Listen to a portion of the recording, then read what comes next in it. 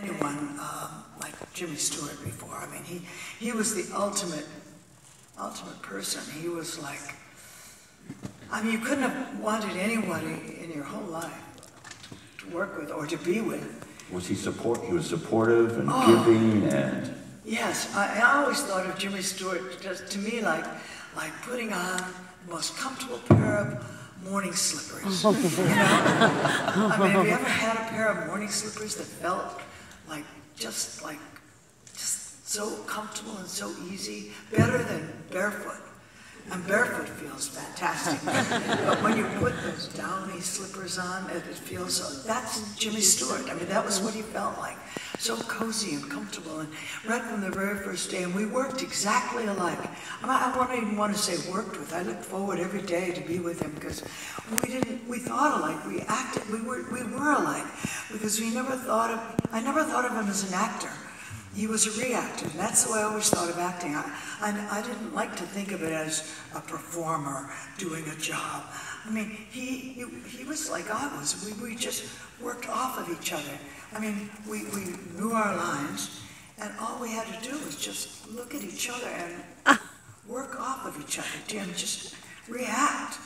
And that's how he was, and that's how I was. And so we just fell into it. We were perfect together.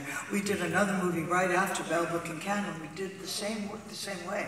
So we were like meant for each other as two human beings could be. I mean, I think we worked so perfectly together, and I think it had a lot to do with the success of the movie because we were real. I mean, we weren't acting. I mean, we were just perfect for each other. Any moments you can remember? Any other special moments in the film? Is there a favorite moment you have? A favorite scene in this? Every moment was special in that movie. Well, I particularly like the scene where he's making Judy over. I reacted a lot with the Judy character. Well, I'm Madeline too, but the Judy character was so raw and so real, and when he's trying to make her over, you know. And it's like just everything is just pushing her to the real edge. And when it's like, well, if I do it, will that make you love me? And it's just so she was so vulnerable. And he was just pushing her just to the very edge, you know.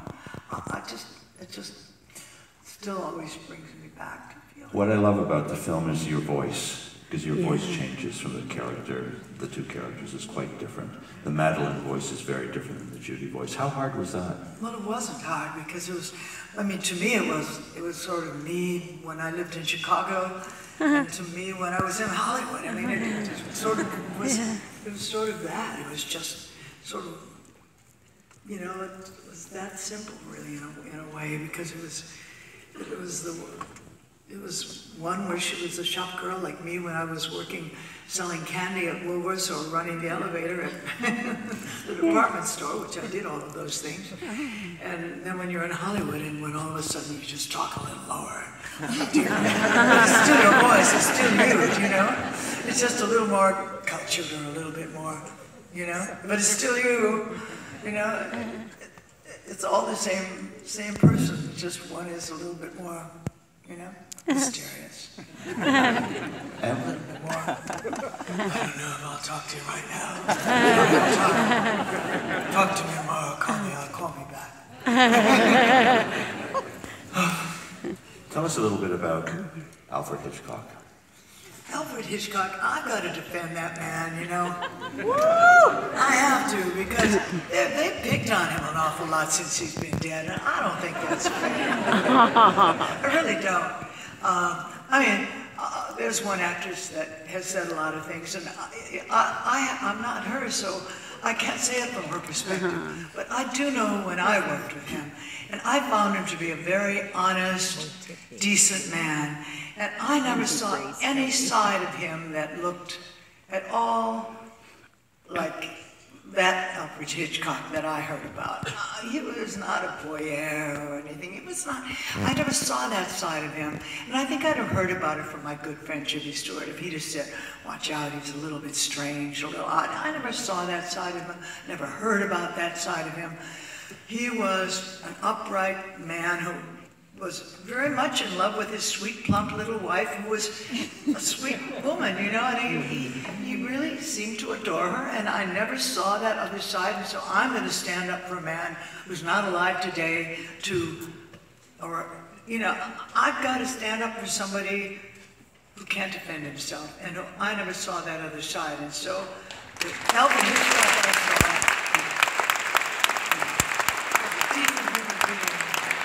I saw, I really respect that man, and I respect him a lot. He was an artist, a fine artist, and speaking of artists, by the way, Harley Brown was a great visual artist, and he's my mentor. I'm a visual artist also. That's my true thing that I am, and got to check out my website, KimNovakArtist.com. I will. It's what I was meant to be, and I'm doing that now, and isn't it wonderful that I am still alive and have a career going? Yay!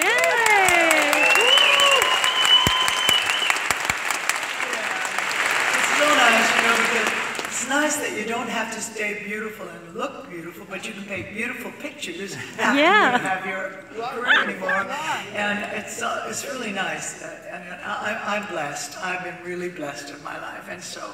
Yes, I'm an artist, and then Harley Brown is from Canada, and you Canadians are wonderful people, and I've always admired you so much. And Harley Brown, my mentor, is from Canada, and I'm proud of him, and he's proud of me, and if you must know him anyway, he's a great visual artist, and my mentor, and I want to tell you, he's a Canadian, and I love him, and I love you Canadians, and I love what you stand for, and I love everything about you. That's great.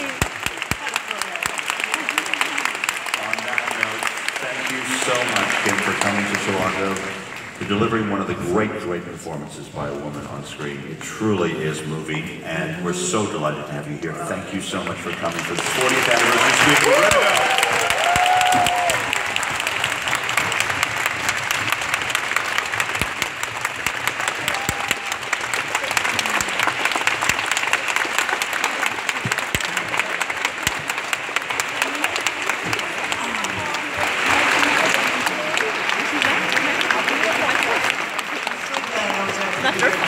And it's Film Festival, by the way, all over the world.